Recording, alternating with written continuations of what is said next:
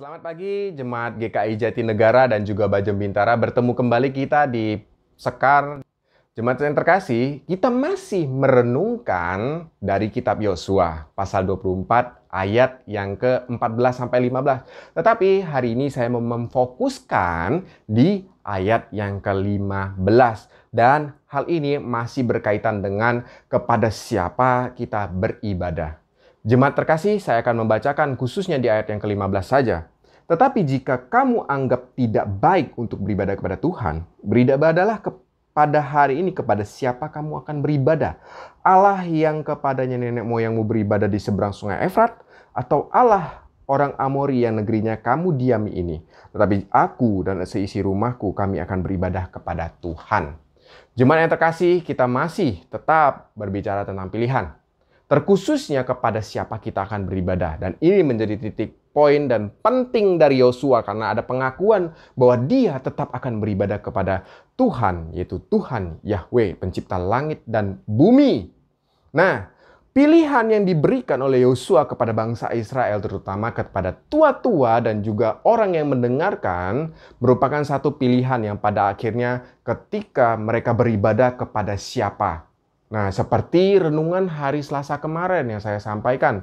Ketika seseorang beribadah, haruslah hatinya itu tulus dan ikhlas di dalam artian itu tidak ada paksaan. Berarti kita beribadah dengan benar kepada Allah pencipta langit dan bumi. Karena itu, hal ini akan berdampak ketika kita berada dalam posisi beribadah. Apakah hati kita tertuju kepada Tuhan atau kepada Allah lain. Demikian juga kalau kita melihat bangsa Israel, supaya mereka itu tidak terpaut dengan Allah-Allah lain, seperti contoh orang-orang yang masih menyembah berhala, orang Amori, dan yang telah dipaparkan di ayat yang ke-15 tadi. Dan ketika mereka beribadah kepada Allah yang lain, mereka merasa nyaman kalau mau diajak ke beribadah kepada Allah yang benar. Hal ini demikian juga dengan kita. Kalau kita berbicara kepada Tuhan, ketika kita beribadah merupakan satu komitmen kita kepada Allah, yaitu untuk sujud di bawah kakinya atau sujud di hadapannya. Entahkan itu ketika kita beribadah baik secara online maupun offline, hati kita terkadang cenderung untuk memilih hal-hal yang lain.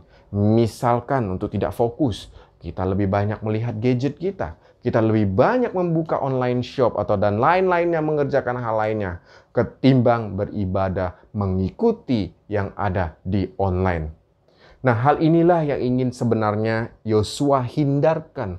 Karena Yosua di akhirnya akan membangun peringatan perjanjian yang pernah mereka lakukan. Yang pernah mereka ucapkan, ya kami akan beribadah kepada Tuhan. Nah, seharusnya ini pun menjadi peringatan kepada diri kita. Kepada siapa kita harus beribadah. Dan seruan yang terakhirnya daripada Yosua, dia akan tetap beribadah kepada Tuhan, mengingatkan kepada kita bahwa tidak ada Allah lain selain Allah, pencipta langit dan bumi. Dan kita bisa melihat dari setiap yang dipaparkan oleh Yosua, ini merupakan catatan, peringatan, peraturan, dan ketetapan bagi kita semua. Ketika kita sudah berkomitmen untuk beribadah kepada Allah, pencipta langit dan bumi, dan kepada Kristus Yesus, maka Allah lain seharusnya untuk dibuang. Sudah selayaknya dikesampingkan, dibuang jauh-jauh, bukan malah didekatkan. Karena apa yang terkadang sudah dipaut di dalam hati kita, kita akan berat untuk membuangnya. Terutama keegoisan kita. Jadi, daripada kita memilih Allah lain, lebih baik kita memilih Allah pencipta langit dan bumi. Atau masih adakah jemaat yang mau memilih Allah lain ketimbang Allah pencipta langit dan bumi? Mari kita merenungkannya di dalam diri dan hati jemaat sekalian. Amin. Saya akan berdoa untuk jemaat sekalian. Bapa di surga, terima kasih pagi ini kami diingatkan kembali untuk terus beribadah kepada Engkau. Kami tahu Tuhan, di dalam diri kami penuh dengan dosa, penuh dengan berhala, yang membuat hati kami terkadang beribadah kepada Engkau, kami masih terpaut dengan Allah-Allah lain.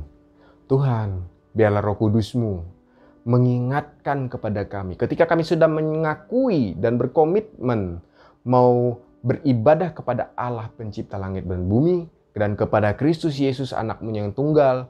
Biarlah Roh Kudus yang di dalam hati kami mengingatkan kami senantiasa. Inilah Tuhan doa kami serahkan ke dalam tangan-Mu. Demi nama Tuhan Yesus Kristus, Juru Selamat hidup. Amin.